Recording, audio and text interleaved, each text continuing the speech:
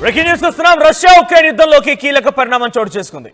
4 ఏళ్ల యుద్ధానికి ఇప్పుడు తెరపడబోతోందా? డొనాల్డ్ ట్రంప్ ఇన్వాల్వ్మెంట్తో యుద్ధం ముగియబోతోందా? జెలెన్స్కీ మరియు పుతిన్ ఒప్పుకున్నట్టేనా? ఇద్దరి మధ్య వేర్వేరుగా జరిగిన చర్చల్లో డొనాల్డ్ ట్రంప్ ఏ విషయాలను పరిగణలోకి తీసుకున్నాడు? డొనాల్డ్ ట్రంప్ యొక్క డెసిషన్ ఏముండబోతోంది? డొనాల్డ్ ట్రంప్ ఇప్పటికే చెప్తున్నాడు, రష్యా అధ్యక్షుడు పుతిన్తోనే భేటీ అయ్యాను, ఇప్పుడు త్వరలోనే జెలెన్స్కీతో కూడా భేటీ అయ్యాను, తర్వాత ఇద్దరిని కలిపి ఒకే వేదికపై కూర్చోబెట్టి వారిద్దరితో కూడా నేను సమన్వయం కుదురుస్తాను అని చెప్పి డొనాల్డ్ ట్రంప్ అంటున్నాడు. డొనాల్డ్ ట్రంప్ యొక్క కాంక్ష నిజంగా నెరవేరబోతున్నాయా అంటే ప్రస్తుతానికి ఏం జరుగుతుందన్న ఒక ఉత్కంఠ నెలకొంది. అయితే ఇప్పటికే జెలెన్స్కీతో మాట్లాడిన తర్వాత, జెలెన్స్కీతో చర్చించిన తర్వాత పుతిన్తో కూడా ఫోన్లో మాట్లాడారు డొనాల్డ్ ట్రంప్. పుతిన్తో మాట్లాడిన నేపథ్యంలో త్రైపాక్షిక సమావేశం అంటే 3 దేశాల మధ్య ఆ సమావేశాన్ని నిర్వహిస్తాను అని రకంగా ట్రంప్ ట్వీట్ కూడా చేశారు. సో ఈ ట్వీట్లో పుతిన్తో మాట్లాడుకొచ్చాను, త్వరలోనే ఓవల్ ఆఫీస్లో మళ్ళీ అటు జెలెన్స్కీ, పుతిన్, నేను ముగ్గురం కూర్చొని మాట్లాడుకుంటామని చెప్పి ఆయన చెప్పుకొచ్చారు. పుతిన్తో కూడా అదే మాట మాట్లాడుకొచ్చారట. సో పుతిన్ కూడా దీనికి అంగీకరించినట్టు తెలుస్తోంది.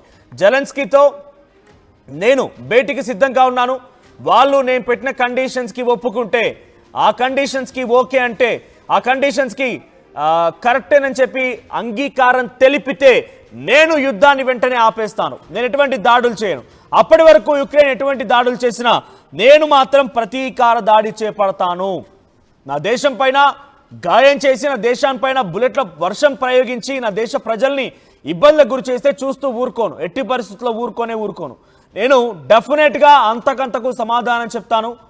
అందులో భాగంగానే పుతిన్ నేను జెలెన్స్కీ పైన ప్రతీకార దాడికి పాల్పడతాను అని చెప్పి చెప్పుకొచ్చారట. సో ప్రస్తుతానికి జెలెన్స్కీ పుతిన్ల మధ్య భేటీ జరగబోతోంది. ఈ భేటీ సర్వత్రా ఉత్కంఠ రేపుతోంది. సో ఈ భేటీ త్వరలోనే జరగబోతుందనే దానికి ట్రంప్ చేసిన ట్వీట్ కూడా ఒక నిదర్శనంగా చూడొచ్చు.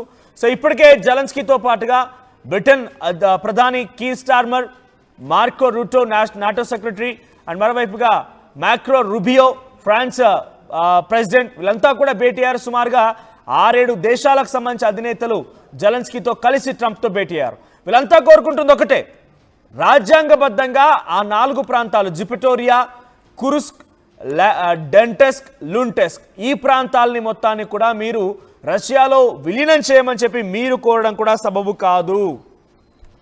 రష్యాలో ఎలా విలీనం చేస్తారు, ఇది వాళ్ళంతా చెప్తున్నమాట. ఇక అప్పటి వరకు అంటే రష్యాతో జరిగేటువంటి ఈ ఒప్పందం తర్వాత కూడా ఆర్థికంగా పూర్తిగా జెలెన్స్కీ ఉక్రెయిన్ పూర్తిగా కుంటుపడిపోయింది, ఉక్రెయిన్ పరిస్థితి పూర్తిగా అగమ్య గోచరంగా మారిపోయింది. కాబట్టి మేము సహకరిస్తామని చెప్పి ఈ దేశాలని ఒప్పుకున్నాయట. బ్రిటన్ ఒప్పుకుందట, ఫ్రాన్స్ ఒప్పుకుంది, జర్మనీ ఒప్పుకుంది, అటు నాటో కంట్రీస్ సంబంధించిన సెక్రటరీస్ ఒప్పుకున్నారు. సో వీళ్ళంతా ఒప్పుకొని నేను సపోర్ట్గా ఉంటాము, మేము వారితో పాటుగా నిలబడతామని చెప్పి వీళ్ళంతా అంగీకరించారట. సో కానీ వాళ్ళు చెప్తోంది ఒకటే, రష్యా తమ యుద్ధ సామాగ్రిని, రష్యా సంబంధించినటువంటి ఆ సైన్యాన్ని వెనక్కి తీసుకోవాలి, తర్వాత క్రిమియా ప్రాంతాన్ని డైరెక్ట్గా ఇటు ఉక్రెయిన్కి ఇచ్చేయాలి. అయితే డొనాల్డ్ ట్రంప్ చాలా క్లియర్గా చెప్పుకొచ్చారు. ఆ ట్వీట్లో కూడా ఆయన అంశాన్ని మెన్షన్ చేశారు. ఒబామా ఉన్నప్పుడే ఈ క్రిమియా అనే ప్రాంతం, ఒబామా అమెరికా అధ్యక్షుడిగా ఉన్నప్పుడే క్రిమియా అనే ప్రాంతం రష్యాకి వెళ్ళిపోయింది. మళ్ళీ ఇప్పుడు అడుగుతారేంటి? 12 ఏళ్ల క్రితం జరిగిన చర్చకి మళ్ళీ ఇప్పుడు తావు తీస్తారేంటి? ఆల్రెడీ జరిగిపోయిన దాని గురించి వద్దు, జరగాల్సిన దాని గురించి ఆలోచిద్దామని చెప్పి ట్రంప్ చాలా డైరెక్ట్గా హెచ్చరిక జారీ చేశారట ఆ దేశాధినేతలకి. సో ప్రస్తుతానికి 3 దేశాల మధ్య మరోసారి భేటీ జరగబోతోంది. ఈ భేటీలో చాలా కీలకమైనటువంటి ఒక డిస్కషన్ అంటే ఒక ఫైనల్ డెసిషన్ వచ్చే అవకాశం ఉంది. యుద్ధాన్ని ముగించేందుకే డొనాల్డ్ ట్రంప్ చాలా తీవ్రంగా కృషి చేస్తున్నానని చెప్పి ఆయన చెప్తున్నారు.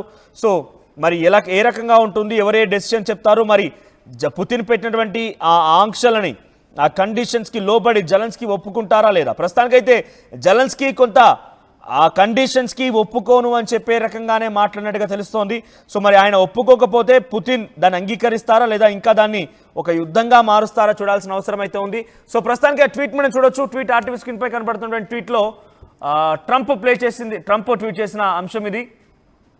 సో యూరోపియన్ కంట్రీస్ సంబంధించి with coordination I had very good meeting with distinguished guest President Vladimir Zelensky of Ukraine, President Keir Starmer of Britain, Friedrich Merz, President of European Commission, Ursula von der Leyen, General Secretary of NATO, వీళ్ళందరితో కలిశాను. At the conclusion of the meeting, I called I called President Putin and began the arrangements for a meeting at a location to be determined between President Putin, President Zelensky and myself. మేము ముగ్గురం కలిసి మళ్ళీ మాట్లాడుకుంటాం. ఈ meeting వెంటనే నేను పుతిన్కి కూడా call చేసి చెప్పాను అని చెప్పి డొనాల్డ్ ట్రంప్ అంటున్నారు. సో ఇప్పుడు నేను చెప్పేటువంటి బిగ్ అప్డేట్ ఏంటంటే పుతిన్ కూడా జెలెన్స్కీతో కలవడానికి ఒప్పుకున్నాడు. జెలెన్స్కీతో నేను కలుస్తాను, మాట్లాడతాను, చర్చలు జరుపుదామని చెప్పి పుతిన్ కూడా అంగీకరించినట్టు తెలుస్తోంది. సో పుతిన్ కూడా అంగీకరించినట్టు తెలుస్తోంది.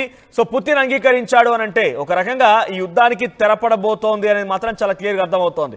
కానీ ఆ తెరపడబోయేటువంటి అంశాల్లో ఆంక్షలు, పుతిన్ పెట్టిన ఆంక్షలకి జెలెన్స్కీ ఒప్పుకుంటాడా లేదా బిగ్ క్వశ్చన్. సో జెలెన్స్కీ ఆ ప్రాంతాలని అటు రష్యా వైపుగా ఇవ్వడానికి ఒప్పుకుంటాడా లేదా, ఇట్స్ ఆల్సో బిగ్ క్వశ్చన్. ఆ తర్వాత తమ సైన్యాన్ని రష్యా నుంచి వెనుదిరిగి వెళ్ళిపోవాలి, ఆ పరిసర ప్రాంతాల నుంచి వెనుదిరిగి వెళ్ళిపోవాలని చెప్పి ఒక ఆంక్షని కూడా పుతిన్ పెట్టుకొచ్చాడు. అది కూడా ఒక బిగ్ క్వశ్చన్. ఇటువైపుగా జెలెన్స్కీ ఏం అడుగుతున్నాడంటే క్రిమియా ప్రాంతాన్ని తమకు ఇచ్చేయాలి, తర్వాత ఈ 4 ప్రాంతాలని రష్యాకి ఇవ్వడం కోసం మేము ఎట్టి పరిస్థితులు అంగీకరించాం, అది పూర్తిగా కూడా అసంభవం, అది జరగదు, అది రాజ్యాంగ వ్యతిరేకమవుతుందని చెప్పి జెలెన్స్కీ అంటున్నారు. ఇంకోవైపుగా బ్రిటన్, తర్వాత జర్మనీ, ఫ్రాన్స్ ఈ దేశాలన్నీ కూడా జెలెన్స్కీ వైపుగా నిలబడి డొనాల్డ్ ట్రంప్ దగ్గరికి వచ్చాయంటే చాలా క్లియర్గా వాళ్ళు జెలెన్స్కీ వైపుగా, ఉక్రెయిన్ వైపుగా ఉన్నట్టుగా అర్థమవుతోంది. అంటే నా వెనుక కూడా 4-5 దేశాలు ఉన్నాయని చెప్పి ఇంకా జెలెన్స్కీ రెచ్చిపోయే అవకాశం ఉంది. కానీ ఎక్కడైనా పుతిన్ చెప్పిన ఆంక్షల్ని ఆయన ఒప్పుకునే అవకాశం ఉంటుందా, ఇది ఇంకా కొంత అనుమానాలు తావిస్తున్నాయి. సో భేటీ అయితే జరగడం గ్యారంటీ, కానీ ఆ భేటీలో ఏం జరుగుతుందో చూడాల్సిన అవసరం అయితే ఉంది. గతంలోనే టర్కీ వేదికగా రష్యా అండ్ ఉక్రెయిన్ భేటీ జరిగింది. ఏ ఉపయోగం ఉంది? ఏ మాత్రం ఉపయోగం లేకుండా కొన్ని నిమిషాల్లోనే వచ్చారు, కలిశారు, షేక్ హ్యాండ్ ఇచ్చుకున్నారు, టీ కాఫీలు తాగారు, వెళ్ళిపోయారు. ఇంత మాత్రమే జరిగింది. నేను చెప్పడం మీకు కొంత అతిశయోక్తి అవుతుందేమో, కానీ ఇదే జరిగింది అక్కడ. ఇటు రష్యా నుంచి డిఫెన్స్ సెక్రటరీ అక్కడ చేరుకున్నారు, డిఫెన్స్ మినిస్ట్రీ చేరుకున్నారు, అటు ఉక్రెయిన్ నుంచి డిఫెన్స్ మినిస్ట్రీ చేరుకున్నారు. వీరంతా టర్కీ వేదికగా భేటీ అయ్యారు. టర్కీ ఈ వేదికను ఏర్పాటు చేసింది. కానీ ఏమాత్రం ఉపయోగం లేకుండా ఇరు దేశాధినేతలు వచ్చారు, కూర్చున్నారు, జస్ట్గా ఒక ఫ్రాక్షన్ ఆఫ్ మినిట్స్లోనే కంప్లీట్గా పూర్తయిపోయింది.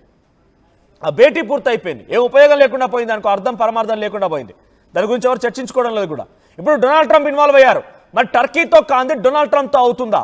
అయితే అప్పుడు డిఫెన్స్ సెక్రటరీలు, డిఫెన్స్ మినిస్టర్లు వెళ్ళి టర్కీతో హోస్ట్ చేసినటువంటి ఆ ఒప్పందంలో, అంటే ఆ మధ్యవర్తిత్వంలో పార్టిసిపేట్ చేస్తే ఇప్పుడు ఏకంగా దేశాధినేతలు పార్టిసిపేట్ చేస్తున్నారు.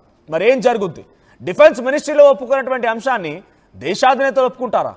ఈ ప్రాంతాలు ఇవ్వడానికి ఒప్పుకుంటారా? ఈ ప్రాంతాలని రష్యాకి ఇవ్వడానికి ఉక్రెయిన్ ఒప్పుకుంటుందా?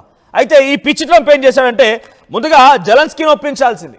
జెలెన్స్కీని ఒప్పించి పుతిన్తోనే మాట్లాడతాను, ఆయన కొన్ని కండిషన్స్ డెఫినెట్గా పెట్టే అవకాశం ఉంది.